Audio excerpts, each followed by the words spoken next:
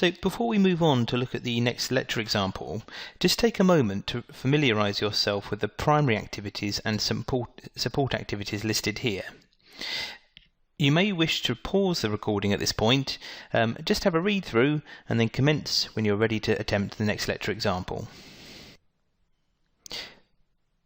Now we're going to look at the value chain from the perspective of two rather different restaurants. So here we're in lecture example 7. So we've got two restaurants. We're going to compare McDonald's with a celebrity chef's eatery. Okay, so we want to consider those activities and how they would differ in both types of restaurant. So let us consider McDonald's first. So if we think of those primary activities first, let's consider our marketing and sales first of all. Okay, so when we think of McDonald's, how do they advertise their food? Well, one of the things we can certainly pick out here is the fact that, in essence, it's we, the customer, who advertise on behalf of McDonald's. So you have to think, when you go to your local McDonald's restaurant, people carry the food in a branded McDonald's bag, which then, in theory, should help to entice other people to then want to go to McDonald's. So we can say, effectively, we have the branded McDonald's bags. Okay. We also know that McDonald's advertise, of course, online, have a website, obviously do lots of television advertising. And one of the other things we can also pick out, of course, is the fact that they very often will sponsor sort of major sporting events. So you might be able to squeeze that on there. So various sporting events.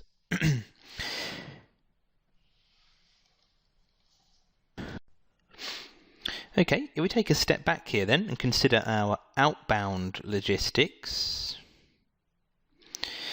Okay, now if you think of your standard McDonald's restaurant, of course, the outbound logistics aspect is really carried out by the customer, as they have to take their food from the counter on a tray to the table where they sit and eat it. Okay, now of course when you go to McDonald's there's an expectation that after you've had your meal you then take your own rubbish away and you then stack up your trays neatly ready for the next customer. So really this duty, the outbound logistics aspect, getting the food from the kitchen to the customer, is really carried out by the customer themselves on those trays. Now, of course, in a standard McDonald's restaurant, you notice you go into the seating area, and of course, the company only provides really hard chairs for you to sit on. And of course, there's a reason for this. It's because clearly they want to get you out of the restaurant as quickly as possible, as to make way for the next customer. Okay, so there's some of those primary activities. If we then think about our support activities, and perhaps let's think about our human resources, so human resource management. Okay. When we go to McDonald's, well, who do we often see working behind the kitchen? Well, very often they tend to be sort of younger employees, and very often these people are brought in at a fairly low level. They're unskilled labour.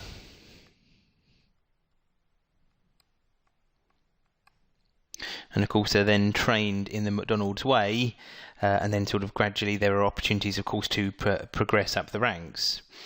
Now of course one of the big things McDonald's of course is the efficiency and the speed at which they can get meals from the kitchen out to customers, so therefore their human resource training for new recruits is likely to involve off-site training. And the reason for this of course is that you don't want the new recruits slowing up the cooking process. Okay, so if we now move on to consider those same aspects, those same activities of the value chain, however in respect now of the celebrity chef's restaurant, we can see some pretty noticeable differences.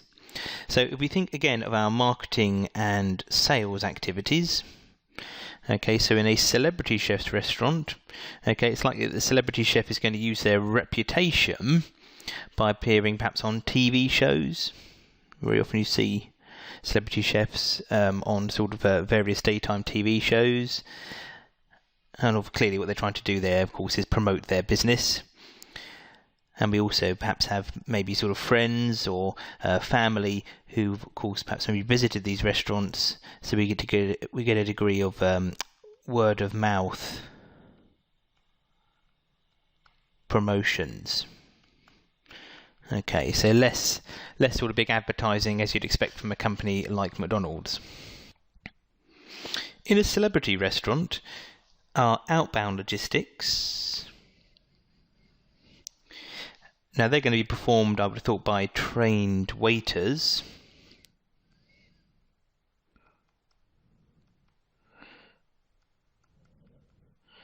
So trained waiting staff. And our customers are going to be seated, I would have thought, in comfortable chairs where their orders can be taken, and of course then their food can then subsequently be served. Okay, so thinking of our human resource related activities. Okay, so in our celebrity chef restaurant, we're going to require highly trained staff. So highly trained chefs.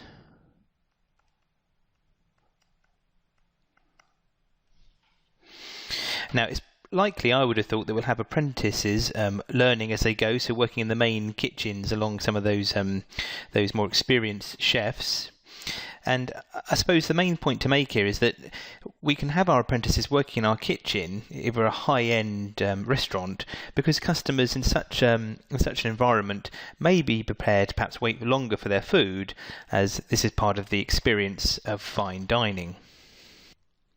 Okay, so having now completed some of these activities together, you may now wish to pause the recording and attempt to fill out the remaining boxes yourself.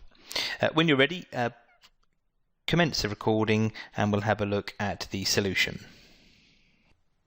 Okay, so we can see here that I've filled in these two value chain diagrams, filled in the blanks. So let's have a look at some of the points we could have made here in respect of our two restaurants. Okay, so again, first at McDonald's, so looking at our firm infrastructure here, well, one of the things we can certainly highlight is the fact that we're going to have a very strong focus on quality control. So when you think about it, every time you go to a McDonald's restaurant and order a Big Mac burger, in theory that Big Mac burger needs to be the same regardless of which restaurant you go to. Okay, so quality control is very important. We can also make the point that clearly we can't afford to have any bad burgers going out of the kitchen, because clearly we have customer complaints. That's going to require us to stop our production line, and clearly that's going to lead to increased costs and affect our efficiency. So thinking about technology development then, so at McDonald's they're going to have the latest technologies in terms of mass production of food. So lots of the cooking, of course, is done by machine, highly mechanized. And of course, we need to ensure we have sort of a large-scale food production facilities, because clearly that's how we as McDonald's are going to help to keep our costs down low. In terms of procurement, McDonald's will buy